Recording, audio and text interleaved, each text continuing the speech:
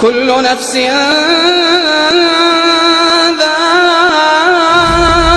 ذائقة الموت وإنما توفون أجوركم يوم القيامة فمن زحزح عن النار.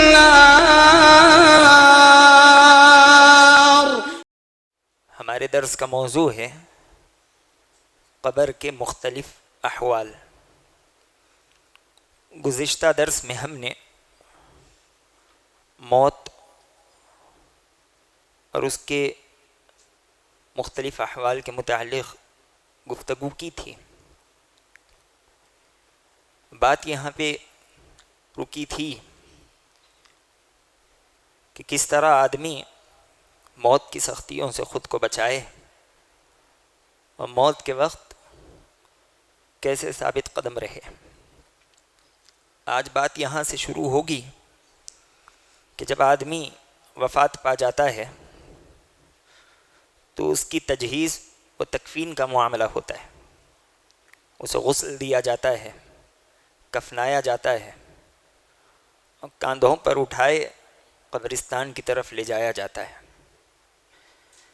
اب آدمی وفات پانے والا چاہے نیک ہو یا بد ہو، دونوں بھی اس وقت اپنے اہل و عیال اور قریبی لوگوں سے گفتگو کرتے رہتے ہیں، انہیں کچھ کہتے رہتے ہیں، لیکن میت کے قریب رہنے والے ان کی آواز کو سن نہیں پاتے.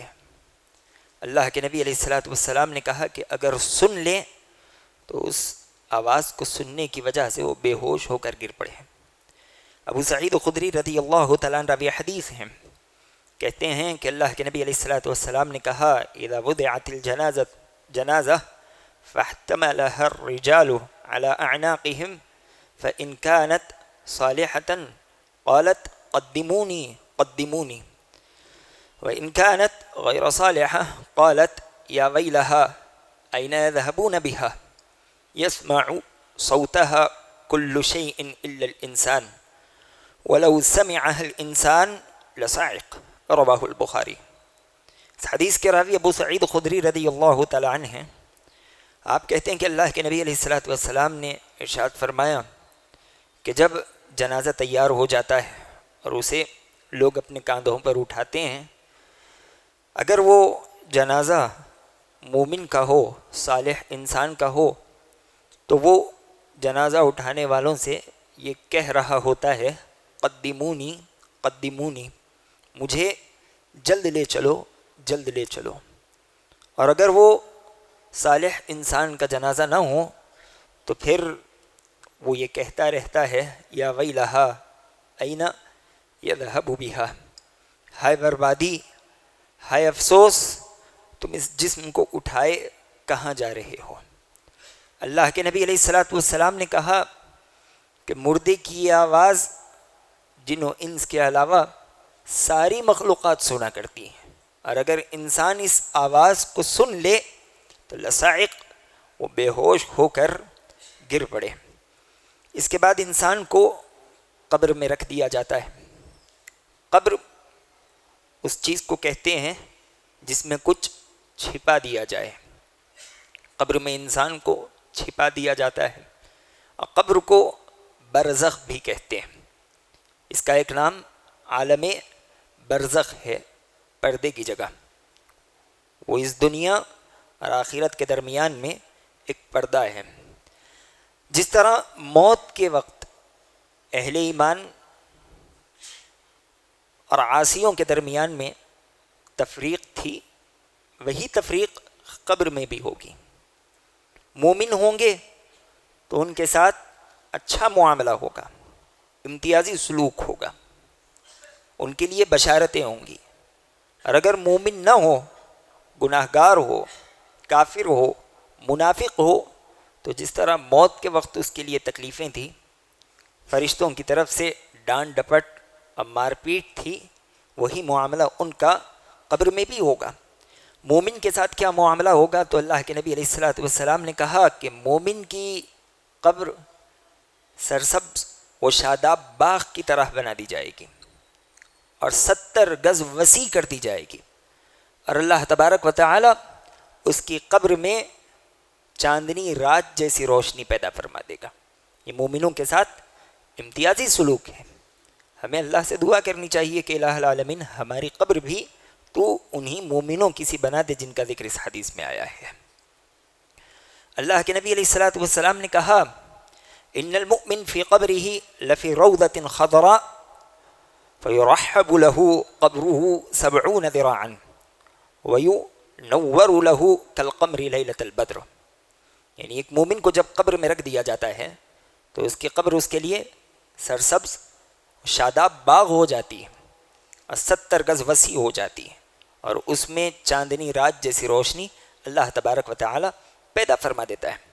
اور مومن کے لیے اس کی قبر میں فرشتوں کی جانب سے اللہ کے حکم سے جنت کا بچھونا ہوتا ہے، اس کے لیے جنت کی کھڑکی کھول دی جاتی ہے جہاں سے جنت کی ٹھنڈی ہوائیں وہ محسوس کرتا رہتا ہے، جنت کا اوڑھنا ہوتا ہے، اور صبح شام فرشتے اسے جنت میں اس کا ٹھکانہ دکھاتے رہتے ہیں۔ یہ مومنوں کے ساتھ قبر میں امتیازی سلوک ہوتا ہے۔ ان کے بالمقابل گناہ گار لوگ ہیں، کافر ہیں، تو ان کے ساتھ وہی سختی، تنگی اور عذاب والے معاملات ہوتے ہیں، اور اس قدر ہیبتناک معاملات ہیں کہ بیان کرنے کے لیے ہمت ہی نہیں بنتی۔ صحابہ کرام رضوان اللہ تعالی علیہ مجمعین کے واقعات آگے آپ سنیں گے کہ قبر کے عذاب اور قبر کا ذکر سننے پر ان کی کیا حالت ہوتی تھی۔ اما عائشہ رضی اللہ تعالیٰ عنہ راوی حدیث ہیں، کہتی ہیں کہ ایک یہودیہ آپ کے پاس تشریف لائی، لانے کے بعد اس نے قبر کے متعلق گفتگو کی اور جانے لگی تو اما عائشہ رضی اللہ تعالیٰ عنہ سے اس یہودیہ نے کہا کہ اللہ تبارک و تعالی تمہیں قبر کے عذاب سے محفوظ فرمائے۔ وہ چلی گئی۔ اما عائشہ رضی اللہ تعالیٰ عنہ بے چین ہو گئی، انہیں پتہ نہیں تھا کہ قبر میں عذاب بھی ہوتا ہے۔ جب نبی علیہ الصلوۃ والسلام تشریف فرما ہوئے، آپ تشریف لائے، تو اما عائشہ رضی اللہ تعالیٰ عنہ نے آپ سے قبر کے عذاب کے متعلق سوال کیا۔ آپ علیہ الصلوۃ والسلام نے کہا نعم عذاب القبر حق، ہاں قبر کا عذاب برحق ہے، قبر میں عذاب کے ہونے میں کوئی شک و شبہ نہیں۔ اما عائشہ رضی اللہ تعالی عنہ کہتی ہیں فما رأیت رسول اللہ صلی اللہ علیہ وسلم بعد صلی صلاۃ الا تعوذ من عذاب القبر، اس دن کے بعد میں نے نبی علیہ الصلوۃ والسلام کو جو نماز ادا کرتے ہوئے دیکھا، اس نماز میں آپ علیہ الصلوۃ والسلام قبر کے عذاب سے اللہ تبارک و تعالی سے پناہ طلب کیا کرتے تھے۔ جو نماز آپ ادا کرتے تھے، کون قبر کے عذاب سے پناہ طلب کر رہے ہیں؟ اللہ کے نبی علیہ الصلوۃ والسلام۔ ہر نماز میں آپ علیہ الصلوۃ والسلام کا یہ معمول تھا کہ وہ قبر کے عذاب سے پناہ طلب کرتے تھے، تو مجھے اور آپ کو قبر کے عذاب سے کتنی پناہ نہیں طلب کرنی چاہیے۔ اور جس قبر میں عذاب ہوتا ہے اس قبر کی میت چیختی ہے، چلاتی ہے، کراہتی ہے، اور ان کے کراہنے کو، چلانے کو ساری مخلوقات سنتی ہے۔ اللہ کے نبی علیہ الصلوۃ والسلام نے کہا ان الموت لیعذبون فی قبورہم حتی ان البہائم لتسمع اصواتہم، کہ میتوں کو ان کے قبر میں عذاب دیا جاتا ہے، ان پر تکلیفیں عائد کی جاتی ہیں، یہاں تک کہ انہیں جو عذاب دیا جاتا ہے اس عذاب کی آوازیں جانور تک سنا کرتے ہیں۔ اور ایک مرتبہ نبی علیہ الصلوۃ والسلام شام کے وقت گزر رہے تھے تو آپ نے ایک عجیب آواز سنی۔ جیسے ہی آپ نے آواز سنی آپ نے کہا یہود تعذب فی قبورہم، اللہ تبارک و تعالی یہودیوں کو ان کے قبروں میں عذاب دے رہا ہے، جس کی آوازیں باہر بھی آنے لگ رہی تھی۔ اور نبی علیہ الصلوۃ والسلام کے دور میں قبر کے عذاب کا ایک عجیب و غریب معاملہ ہوا جسے مدینہ کے سارے لوگوں نے دیکھا اور اپنی آنکھوں سے مشاہدہ کیا۔ بات یہ تھی کہ نصرانیوں میں سے، عیسائیوں میں سے ایک انسان نے اسلام قبول کیا، اس نے سورہ بقرہ اور سورہ آل عمران حفظ کر لی، علم کی طرف رغبت دکھانے لگا، خوب عمل کرنے لگا، یہاں تک کہ نبی علیہ الصلوۃ والسلام نے اسے اپنا کاتب بنا لیا۔ آسمان سے وحی نازل ہوتی، نبی علیہ الصلوۃ والسلام اسے کہہ سناتے، وہ وہی لکھا کرتا تھا۔ لیکن ایک وقت بعد وہ واپس سے نصرانی ہو گیا، مرتد ہو گیا، اور لوگوں کے درمیان میں یہ کہنے لگا کہ نعوذ باللہ محمد صلی اللہ علیہ وسلم کو تو کچھ پتہ نہیں ہے، میں جو لکھ کر دیتا ہوں وہی وہ لوگوں کے درمیان میں پیش کر دیتے ہیں۔ الغرض دن گزرنے لگے، یہ آدمی مر گیا۔ جب یہ مر گیا تو نصرانیوں نے اسے قبر میں دفن کیا۔ پہلے دن جب اسے دفن کیا گیا، دوسری صبح مدینہ نے دیکھا کہ یہ آدمی قبر کے باہر پڑا ہوا ہے۔ نصرانیوں نے کہا کہ یہ محمد صلی اللہ علیہ وسلم اور ان کے ساتھیوں کی چال ہے، اس نے ان کا دین چھوڑ دیا، اسی لیے یہ اسے قبر سے نکال کر باہر ڈال رہے ہیں۔ دوسرے روز قبر اور گہری کھودی گئی اور اسے دفن کر دیا گیا۔ لوگوں نے دیکھا، پھر جب صبح ہوئی تو یہ آدمی اپنا قبر کے باہر پڑا ہوا ہے۔ دوسرے روز بھی لوگوں نے یہی کہا کہ یہ محمد صلی اللہ علیہ وسلم اور ان کے ساتھیوں کی چال ہے کہ وہ اس آدمی سے بدلہ لینا چاہتے ہیں۔ تیسرے روز انہوں نے قبر کا گڑھا حد درجے گہرا کھودا اور پھر اس آدمی کو دفن کر دیا۔ تو سارے مدینہ نے دیکھا کہ تیسرے روز بھی اس آدمی کی میت قبر کے باہر پڑی ہوئی۔ جب نصرانیوں کو سمجھ آ گیا کہ یہ کام کسی انسان کا نہیں ہے، اور انہوں نے اس انسان کی میت کو ایسے ہی ہوا میں کھلا چھوڑ دیا کہ یہیں سڑتی رہے، یہیں گرتی رہے، اس کا یہی انجام ہے۔ تو قبر کا عذاب یہ برحق ہے، یہ ہوتا ہے، لوگوں نے آنکھوں سے اس کا مشاہدہ بھی کیا۔ مدینہ کی تاریخ اس بات پر گواہ ہے۔ اب ایک عجیب قوم ہے جو یہ کہتی ہے کہ عذاب قبر نہیں ہوتا۔ قرآن مجید میں عذاب قبر کے متعلق کوئی خبر نہیں۔ پہلی چیز تو قرآن مجید میں عذاب قبر کے متعلق کوئی خبر نہیں، ان کا یہ کہنا ہی غلط ہے۔ انہوں نے قرآن مجید کو نہیں پڑھا، اور اگر پڑھا بھی تو اس طریقے سے نہیں پڑھا جس طرح اسے پڑھے جانے کا حق ہے۔ جیسا کہ ہم نے روایت میں بتایا تھا آج ظہر میں کہ قرآن کی تلاوت تو کریں گے، لیکن ان کی تلاوتیں، اس کی کیفیت کیا ہوگی؟ لا یجاوز حناجرہم، ان کی تلاوت ان کے گلے کے نیچے نہیں اترے گی۔ کتنی آیتیں قرآن مجید میں ایسی نہیں ہیں جو عذاب قبر پر دلالت کرتی ہیں، اور سب سے واضح آیت فرعون اور اس کے ساتھیوں کے متعلق ہے۔ اللہ تبارک و تعالی نے کہا النار يعرضون عليها غدوا وعشيا ويوم تقوم الساعة ادخلوا آل فرعون اشد العذاب۔ اللہ تبارک و تعالی نے کہا آل فرعون بدترین عذاب کے پھیرے میں آ گئے، جہنم کی آگ کے سامنے وہ صبح شام پیش کیے جاتے ہیں، صبح شام انہیں جہنم کا عذاب دیا جاتا ہے۔ لوگ کہیں گے یہ تو قیامت کی بات ہو رہی ہے، نہیں۔ اس کے بعد اللہ نے کہا وَيَوْمَ تَقُومُ السَّاعَةُ، اور جب قیامت قائم ہوگی أَدْخِلُوا آلَ فِرْعَوْنَ أَشَدَّ الْعَذَابِ، پھر فرعون اور اس کے ماننے والے قیامت کے دن اس سے بھی سخت عذاب میں داخل کر دیے جائیں گے۔ بے شمار آیتیں اس سلسلے کی نوح علیہ السلام کی قوم کے متعلق اور دوسری قوم کے متعلق قرآن میں موجود ہیں جو اس بات پر واضح دلالت کرتی ہے کہ عذاب قبر برحق ہے۔ اگر قرآن میں کوئی آیت موجود نہ بھی ہوتی تب بھی ہم قبر کے عذاب پر ویسے ہی یقین رکھتے، ویسے ہی ایمان رکھتے جیسے کہ آج ہمارا ایمان ہے۔ کس لیے؟ اس لیے کہ قبر کے عذاب کے برحق ہونے میں نبی علیہ السلام کے ارشادات ہمارے پاس موجود ہیں۔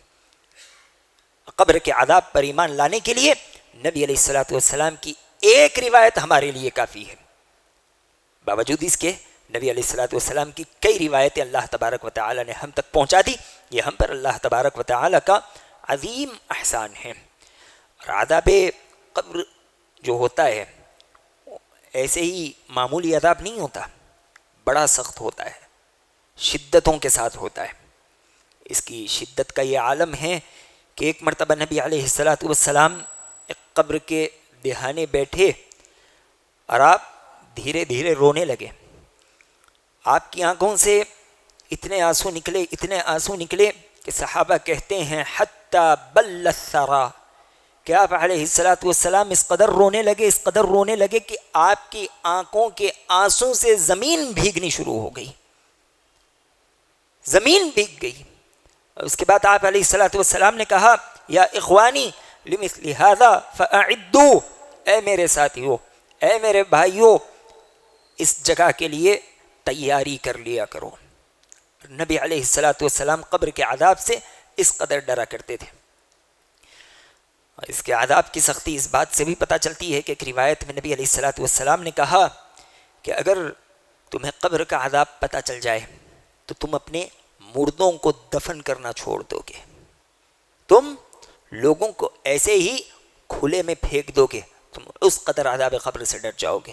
آپ علیہ الصلاۃ والسلام نے کہا لولا اللہ تدافنوا لدعوت اللہ ان یسمعکم من عذاب القبر، اگر تمہارے مردوں کو بغیر دفنائے ایسے ہی چھوڑنے کا مجھے ڈر نہ ہوتا تو میں اللہ تبارک و تعالی سے اس بات کی دعا کرتا کہ اللہ تمہیں بھی عذاب قبر دکھا دے، تم اپنی آنکھوں سے قبر کے عذاب کا مشاہدہ کر لو۔ اور ایک روایت میں نبی علیہ الصلاۃ والسلام نے کہا کہ اگر تمہیں قبر کا عذاب پتہ چل جائے تو تم ہنسنا چھوڑ دو گے، رونا شروع کر دو گے، اپنی بیویوں کے قریب تک نہ جاؤ گے، اور اپنے شہر گھر بار چھوڑ کر پہاڑوں کی طرف نکل جاؤ گے اور اللہ تبارک و تعالی سے اس کی پناہ طلب کرنے لگ جاؤ گے۔ اس سلسلے کی کئی روایتیں ہمارے پاس ہیں، اور ایک روایت میں تو نبی علیہ الصلاۃ والسلام نے یہاں تک کہا کہ میں نے قبر سے زیادہ وحشتناک اور گھبرا دینے والا منظر کبھی نہیں دیکھا۔ آپ علیہ الصلاۃ والسلام کہتے ہیں ما رأیت منظرا قط الا والقبر افضح منه، میں نے قبر سے زیادہ قبیح اور قبر سے زیادہ وحشتناک منظر کبھی نہیں دیکھا۔ ایک آدمی کو قبر میں کیوں عذاب دیا جاتا ہے، کیا وجہ ہوتی ہے؟ تو اس کے کبیرہ گناہ ہیں۔ کبیرہ گناہ میں سب سے پہلے شرک، کفر، نفاق ہے، اور اسی طرح دوسرے بھی گناہ ہیں جو شرک، کفر، نفاق تک نہیں پہنچتے لیکن گناہوں میں اپنا اونچا مقام رکھتے ہیں، اپنے عمل کرنے والے کو بڑے عذاب میں مبتلا کر دیا کرتے ہیں۔ وہ بڑی معروف بخاری کی روایت آپ لوگوں نے بارہا سنی ہوگی کہ نبی علیہ الصلاۃ والسلام اپنی سواری پر بیٹھے دو قبروں کے سامنے سے گزر رہے تھے کہ اتنے میں آپ علیہ الصلاۃ والسلام کی سواری بدک گئی۔ نبی علیہ الصلاۃ والسلام نے کہا انہما لیعذبان وما یعذبان بکبیر، کہ دونوں قبریں، ان کے جو لوگ ہیں انہیں عذاب دیا جا رہا ہے، اور انہیں جو عذاب دیا جا رہا ہے وہ کوئی بڑی چیز کی وجہ سے نہیں ہے۔ اس کے دو مطلب ہیں، ایک مطلب یہ ہے کہ عمل ہلکا ہے، لوگ اس سے احتیاط برت سکتے ہیں، دوسرا مطلب یہ ہے کہ لوگوں کی نگاہوں میں اس کی اہمیت اور اس کی خطرناکی اتنی نہیں ہے جتنی ہونی چاہیے۔ وہ دو چیزیں کیا ہیں؟ نبی علیہ الصلاۃ والسلام نے کہا رہا ان میں سے ایک تو وہ لوگوں کے درمیان میں چغلی کرتے پھرتا تھا، یہاں کی بات وہاں لگاتا تھا، وہاں کی بات یہاں لگاتا تھا، اور رہا ان میں سے دوسرا تو فلا یستتر البول، وہ پیشاب سے خود کو نہیں بچایا کرتا تھا، جس کی وجہ سے اللہ تبارک و تعالی نے اسے قبر کے عذاب میں مبتلا کر دیا۔ جب انسان کو قبر میں رکھا جاتا ہے تو وہاں اس کا سوال جواب ہوتا ہے، اس سے باز پرس ہوتی ہے، کچھ سوالات کیے جاتے ہیں، اور یہ سوالات کون کرتا ہے؟ کیا نام ہے قبر کے سوال کرنے والے فرشتوں کا؟ منکر، نکیر۔ نبی علیہ الصلاۃ والسلام نے کہا اذا قبرت المیت او قال احدکم اتاہ ملکان اسودان ارزقان یقال لأحدهم المنکر والآخر النکیر فیقولان ما كنت تقول في هذا الرجل۔ آپ علیہ الصلاۃ والسلام کہتے ہیں جب کسی بندے کو قبر میں رکھ دیا جاتا ہے تو دو فرشتے آتے ہیں، اور ان فرشتوں کی کیا کیفیت نبی علیہ الصلاۃ والسلام نے کہا بتائی؟ آپ علیہ الصلاۃ والسلام نے بتائی کہ وہ دونوں کالے کروٹے اور ہیبت ناک ہوں گے، اور وہ بندے سے سوال کریں گے۔ اور دوسری روایت میں نبی علیہ الصلاۃ والسلام نے کہا کہ یہ جو فرشتے ہوں گے ان کی آنکھیں 2 بڑے تانبے کے دیغ جتنی ہوں گی. وہ اس قدر وحشت ناک چہرہ لے کر آئیں گے. آپ علیہ الصلوۃ والسلام نے کہا ایک اور روایت میں کہ ان کے بڑے دانت ہوں گے، اور دانتوں کی کیفیت کیا ہوگی؟ تو ان کے دانت گائے کے سینگ جتنے بڑے ہوں گے. اور ایک روایت میں نبی علیہ الصلوۃ والسلام نے کہا کہ وہ قبر کی طرف آئیں گے تو اپنی دانتوں سے زمین اکھیڑتے ہوئے اور مٹی کھودتے ہوئے آئیں گے، اور کھدی ہوئی مٹی کو اپنے ہونٹوں سے اور اپنے بالوں سے روندتے ہوئے، اٹھاتے ہوئے، پھینکتے ہوئے آئیں گے. اور جب میت کے قریب پہنچیں گے، بات کریں گے، تو ان کی آواز گرجدار کڑکدار بجلی کی سی ہوگی. یہ اس قدر لوگوں کو ڈرائیں گے. ان کا دیکھنا ہی بڑا وحشتناک اور ہیبتناک ہوگا. اور جب قبر میں ایک بندے سے یہ سوال کریں گے تو اس وقت 2 لوگ ہوں گے، کہ یا تو مومن ہوگا یا پھر گناہ گار ہوگا. مومن بندے سے 3 سوالات ہوں گے: من ربک ومن نبیک وما دینک. تمہارا رب کون ہے، تمہارا نبی کون ہے، اور تمہارا دین کیا ہے. جب یہ سوال ہم سے ہوں گے تو اللہ تبارک و تعالی جواب دینے کے لیے ہمیں اس وقت ویسی ہی عقل عطا کرے گا جیسی عقل آج میں اور آپ اس دنیا میں رکھتے ہیں، جیسا کہ روایتوں میں آیا ہے. اب جو انسان مومن ہوگا، اللہ کے نبی اور دین اسلام پر ایمان رکھتا ہوگا، بتائی ہوئی تعلیمات پر عمل کرتا ہوگا، وہ ان سوالات کے جوابات دے گا. جب 3 سوالات کے جوابات ہو جائیں گے تو فرشتے 4تھا سوال کریں گے: من این دریت ومن این تلیت. یہ تم نے کہاں سے معلوم کیا، یہ باتیں تم نے کہاں پڑھی. اگر ایک مومن ہوگا تو قرآن و حدیث کا حوالہ دے گا. اگر مومن نہ ہو، کافر ہو یا کوئی اور گناہ گار ہو، تو وہ کہے گا میں نے لوگوں کو یہی کچھ کرتے دیکھا سو میں نے کر لیا، میں نے لوگوں کو یہی کچھ کہتے دیکھا سو میں نے کہہ دیا. فرشتے جواب دیں گے لا دریت ولا تلیت. نہ تم نے پڑھا، نہ تم نے سمجھا، نہ تم نے عمل کیا. تو مومن کے ساتھ بھی سوالات ہوں گے اور کافر کے ساتھ بھی سوالات ہوں گے. اور جب ایک مومن صحیح جواب دے گا تو فرشتے پہلے اسے جہنم کا ٹھکانہ دکھائیں گے اور اس سے کہیں گے کہ تمہارا ٹھکانہ یہ تھا، لیکن اللہ تبارک و تعالی نے اس سے تمہیں محفوظ فرما دیا.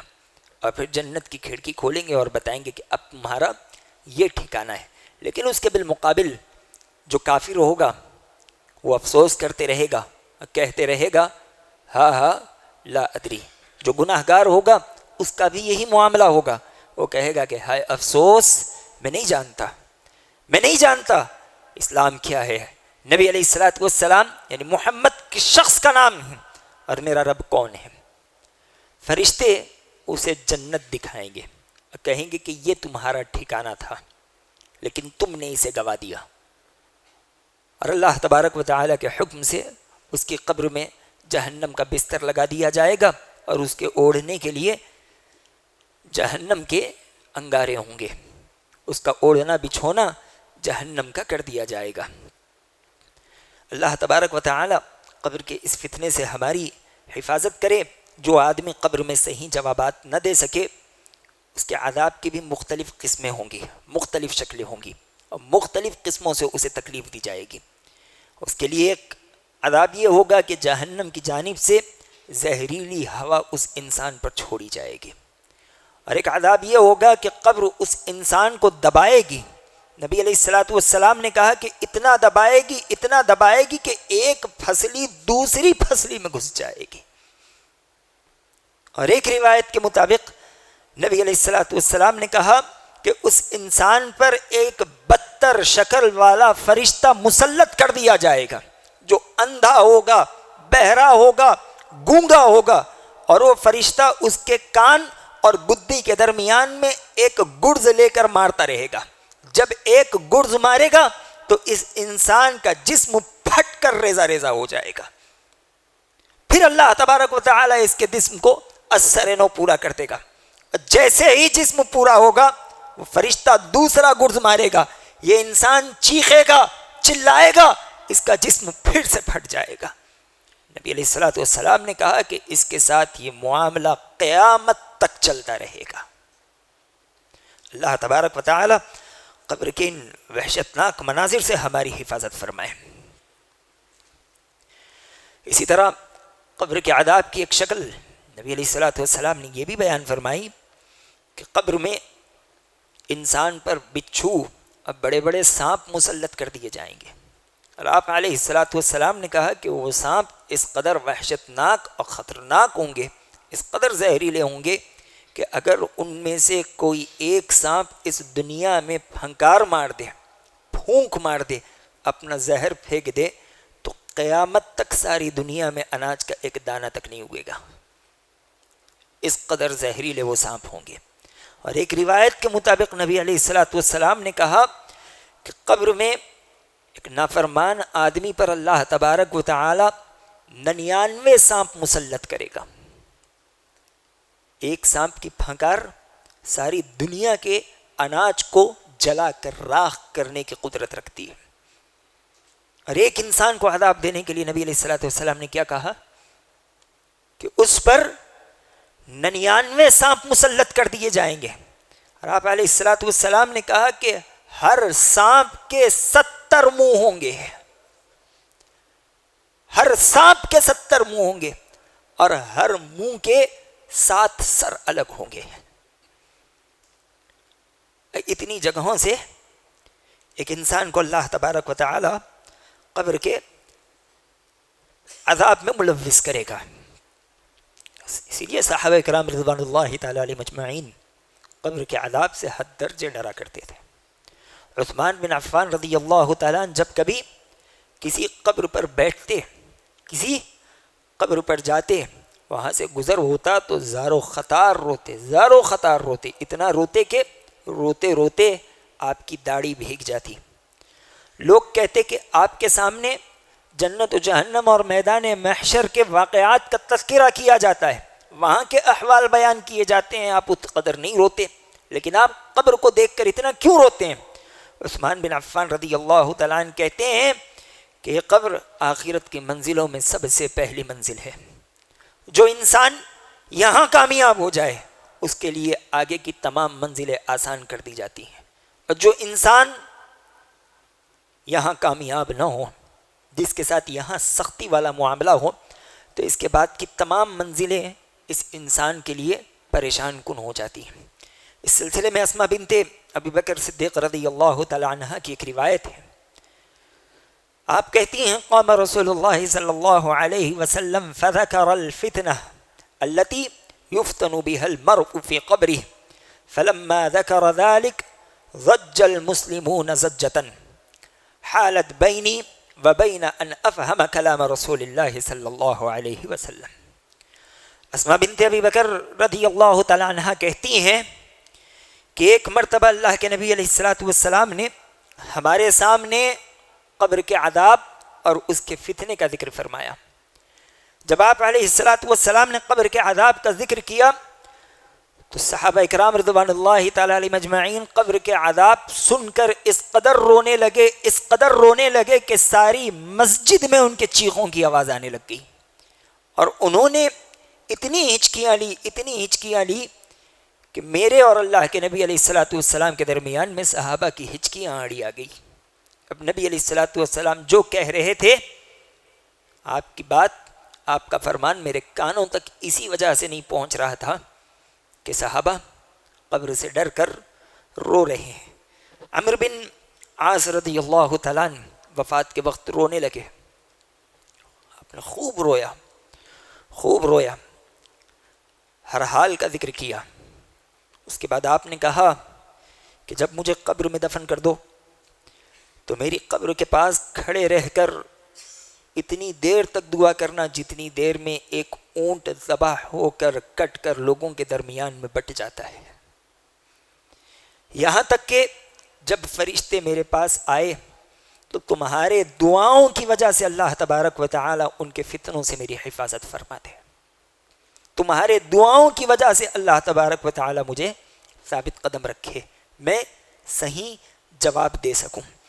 ابو ذر غفاری رضی اللہ تعالیٰ عنہ نے ایک مرتبہ اللہ کے نبی علیہ السلام کو قبر کے عذاب کا ذکر کرتے ہوئے سنا۔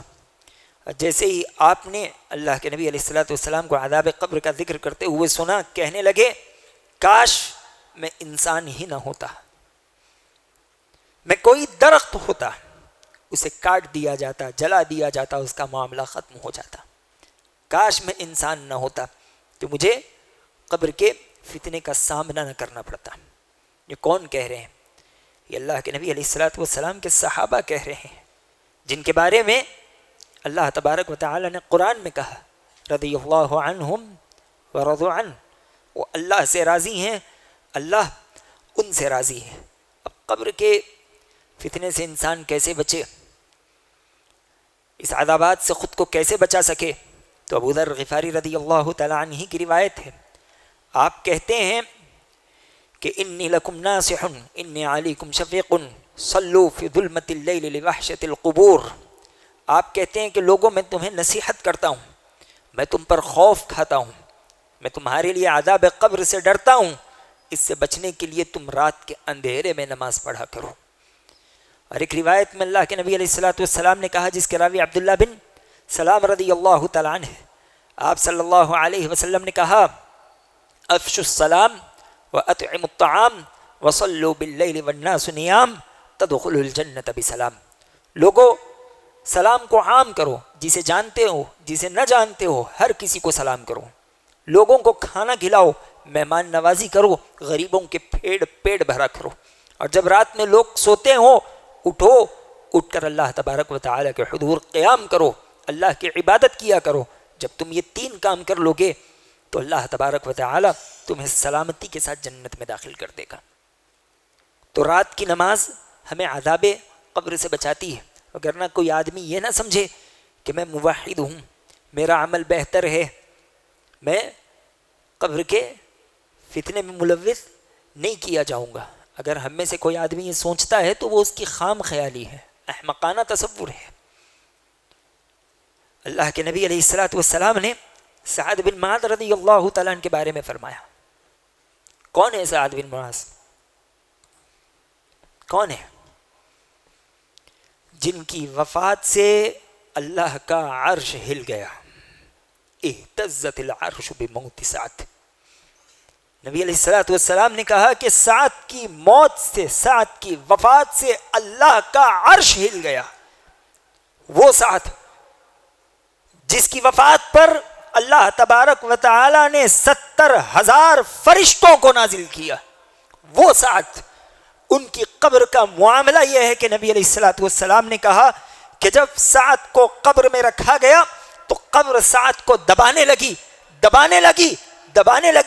اتنا کہ میں نے اللہ تبارک و تعالی سے پھر دعائیں کی، اور میری دعاؤں کی وجہ سے اللہ تبارک و تعالی نے سعد کی قبر کو کشادہ کیا۔ تو یہ قبر کا فتنہ ہر کسی کے ساتھ ہوتا ہے۔ سعد بن معاذ رضی اللہ تعالیٰ عنہ کو قبر دبا رہی ہے، میرے اور آپ کی کیا حیثیت ہو سکتی ہے؟ قبر کے ان فتنوں میں ہم کیسے محفوظ رہ سکتے ہیں؟ تو سب سے پہلی چیز ہے توحید، دین پر ثابت قدمی۔ موت آئے تو حالت اسلام پر آئے۔ اللہ نے کہا یا ایھا الذین آمنوا اتقوا اللہ حق تقاتہ ولا تموتن الا وانتم مسلمون۔ اے لوگو، اللہ سے ویسے ڈرو جیسے اس سے ڈرنے کا حق ہے۔ من مانی ڈرنا نہ ڈرو، ویسے ڈرو جیسے ڈرنا چاہیے، جیسے اللہ سے ڈرنے کا حق ہے، جو تقوی کا حق ہے وہ ادا کرو۔ تقوی کا حق کیسے ادا ہوگا؟ اللہ سے ڈرنے کا کیا حق ہے؟ اللہ نے کہا وَلَا تَمُوتُنَّ إِلَّا وَأَنْتُمْ مُسْلِمُونَ، تمہاری موت نہ آئے، تم نہ مرو مگر اس حال میں کہ تم مسلمان ہو۔ مرو تو حالت اسلام میں مرو، اسلام پر موت آنی چاہیے، اسلام پر موت آنی چاہیے۔ میں یہ سوال اکثر کرتا ہوں، ہماری موت کب آنے والی ہے؟ کیا وقت ہے؟ کیا جگہ ہے؟ کوئی جانتا ہے؟ کب آئے گی؟ اس جگہ سے اٹھ سکیں گے؟ کون ضمانت دے سکتا ہے؟ دروازے سے نکل سکیں گے؟ کون ضمانت دے سکتا ہے؟ نہیں دے سکتا۔ کسی کو کسی کے وقت کا پتہ نہیں ہے۔ تب کرنا کیا چاہیے؟ اللہ نے تو کہا وَلَا تَمُوتُنَّ إِلَّا وَأَنْتُمْ مُسْلِمُونَ، موت نہ آئے مگر حالت اسلام میں، یعنی زندگی کا ہر لمحہ اسلام کی حالت میں گزرنا چاہیے۔ صحابی رسول نے اس آیت کی تفسیر میں کہا حق تقاتہ ان یطاع فلا یعصى، اللہ سے ڈرنے کا یہ حق ہے کہ اللہ کی اطاعت کرو، نافرمانی نہ کرو، وَيُذْكَرْ فَلَا يُنْسَى، اللہ کا ذکر کرو کبھی اسے بھلایا مت کرو، وَيُشْكَرْ فَلَا يُكْفَرْ، اللہ کی نعمتوں کا شکر بجا لاؤ، اللہ تبارک و تعالیٰ کی نعمتوں کی نافرمانی نہ کیا کرو۔ یہ تینوں معاملات میرے اور آپ کے پاس کب تک ہونے چاہیے؟ ہم کب تک ان پر عمل کرتے رہیں؟ کب تک؟ موت تک۔ موت کب آئے گی کسی کو پتہ نہیں۔ ہماری دن رات اللہ تبارک و تعالیٰ کی اطاعت، ذکر اور شکر میں کٹنے چاہیے۔ جب ایسا ہوگا اللہ تبارک و تعالیٰ قبر کے فتنوں سے ہماری حفاظت بھی کرے گا، اور نیک اعمال انسان کو قبر کے عذاب سے بچایا کرتے ہیں۔ جس قدر ہو سکے انسان نیک عمل کرے۔ نبی علیہ الصلوۃ والسلام کہتے ہیں، ابو ہریرہ رضی اللہ تعالیٰ عنہ بھی حدیث ہے، جب بندے کو قبر میں رکھ دیا جاتا ہے تو بندہ لوگوں کے واپس پلٹنے کی جوتوں کی آوازیں سننے لگتا ہے۔ جب وہ واپس پلٹتے ہیں تو اس کے پاس عذاب آتا ہے۔ عذاب ایک بندے کے پاس آتا ہے، اور اگر وہ مومن ہو، نماز کا پابند ہو، اور عذاب اس کے سر کی طرف سے آئے تو نبی علیہ الصلوۃ والسلام نے کہا کہ اس کی نماز اس کے عذاب کے بیچ میں آڑے آ جاتی ہے، اور عذاب سے کہتی ہے کہ یہاں سے تمہارے لیے کوئی راستہ نہیں، تم آگے نہیں بڑھ سکتے۔ اسی طرح سیدھی طرف سے عذاب آئے تو وہاں روزہ آ جاتا ہے، اور آ کر کہتا ہے کہ یہاں سے جانے کے لیے تمہارے پاس کوئی گنجائش نہیں، اور اگر اس طرف سے آئے تو زکوٰۃ آ جاتی ہے۔ زکوٰۃ آ کر کہتی ہے کہ اس بندے کو تم یہاں سے نقصان نہیں پہنچا سکتے۔ آپ علیہ الصلوۃ والسلام نے کہا پھر جو دوسری نیکیاں ہوتی ہیں، صدقہ ہوتا ہے، رشتہ داری ہوتا ہے، امر بالمعروف نیکی کا حکم دینا، برائی سے روکنا، احسان کرنا، لوگوں کے لیے مدد کا ہاتھ بڑھانا، یہ جو نیکیاں ہیں یہ اس کے پاؤں کے پاس ہوتی ہیں۔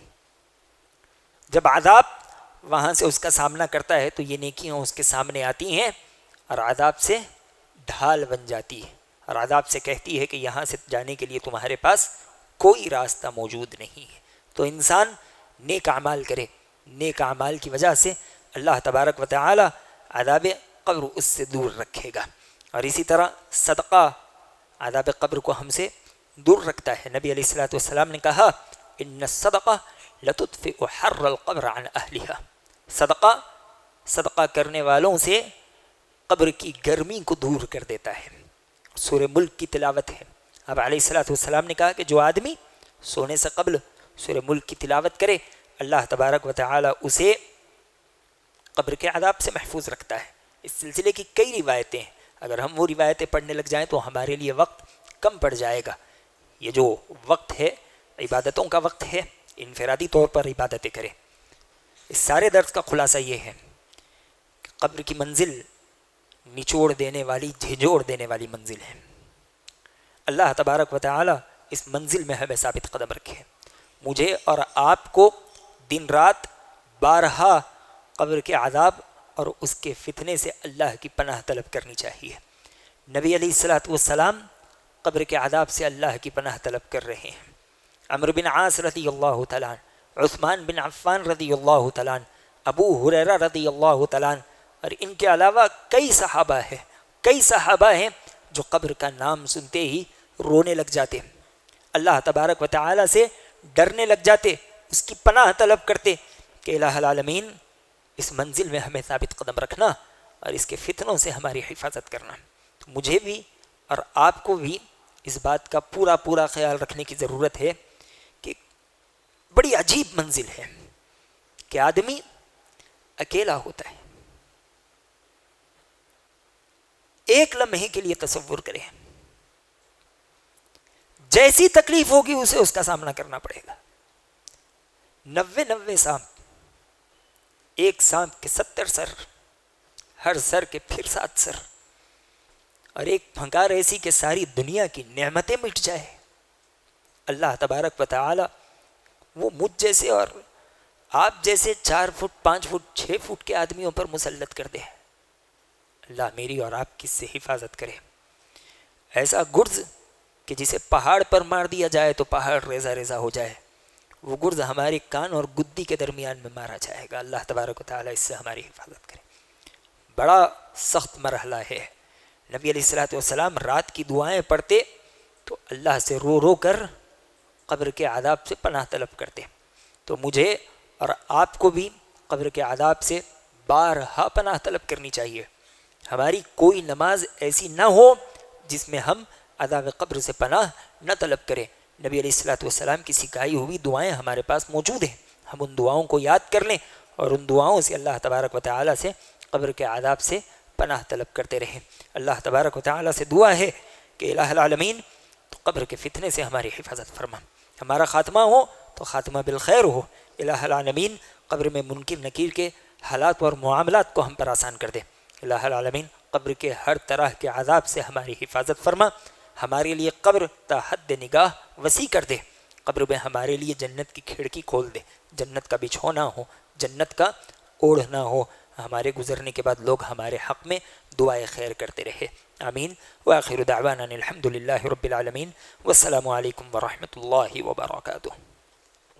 مسجد عباد الرحمن کے پلیٹ فارم سے ہونے والی دعوت و تبلیغ کے مشن کو آگے بڑھانے میں ہمارا بھرپور ساتھ دیں. علم و عمل سے ناطہ جوڑنے کے لیے اہل علم سے جڑیں. مسجد عباد الرحمن کے یوٹیوب چینل کو سبسکرائب کریں اور آگے شیئر کرنا ہرگز نہ بھولیں. فجزاکم اللہ